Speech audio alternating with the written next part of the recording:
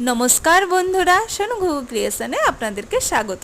পিহুর বাবা এবং আমি আমাদের বাড়িতে প্রথমবার লক্ষ্মী পুজো সেলিব্রেট করলাম আমাদের ছোট্ট লক্ষ্মী পিহুকে নিয়ে। পিহু তো আমাদের ঘরের লক্ষ্মী, তাই লক্ষ্মী ঠাকুরের সাথে সাথে ওকেও আমরা অনেক সেবা যত্ন করেছিলাম। কিন্তু পিহু না ভারী দুষ্টু, কিছুতেই শাড়ি পরাতে দেয়নি। খুব কষ্ট করে ওকে শাড়ি এবং কিছু কিছু জুয়েলারি পরিয়েছি, হাতের চুড়ি তো রাখলোই না। খুব ইচ্ছা ছিল ওর একটা পায়ের ছাপ নিয়ে ঘরে রাখবো, কিন্তু এত দুষ্টু, ভালোভাবে পায়ের ছাপটিই নিতে দিল না। ওর বাবা ওকে অনেক গিফট দিল, গিফটগুলো ও তো ভালোই যাচাই করে নিল। আমি পিহুর সাথে পিহুর টেডিগুলোকেও বিছানায় সুন্দর করে সাজিয়ে দিয়েছি। চলুন এবার আপনাদেরকে দেখাই আমার লক্ষ্মীকে আমি খাবারে কি কি দিয়েছিলাম। সকাল থেকে ওর জন্য খাবার বানিয়েছি।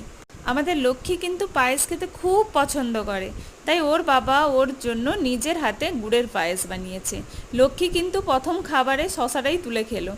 আমাদের লক্ষ্মী না যখন কিছু খাবার খায় তা সবাইকে খাইয়ে খেতে পছন্দ করে। দেখুন কি সুন্দরভাবে ওর বাবাকে খাবারটি খাইয়ে দিল। এত কিছু আয়োজন, কিন্তু লক্ষ্মী পায়েস ছাড়া আর কিছুই খায়নি। পায়েস ওর ফেভারিট। শুধু বাবাকে খাওয়ায়নি, পিছনে মাংকি বসছিল, মাংকিটাকেও তুলে নিয়ে এসছে ওকে খাওয়ানোর জন্য। যেভাবে আমরা ওকে খাওয়াই, মাংকিকেও ও জোর করে খাবার খাওয়াচ্ছিল। মাংকিকে ও খুব ভালোবাসে। এইভাবে আমাদের দিনটি খুব ভালো কাটে এবং পিহু তার বাবার জন্য একটি গিফট এনেছিল। গিফট পেয়ে তার বাবা খুব খুশি। ভিডিওটি দেখা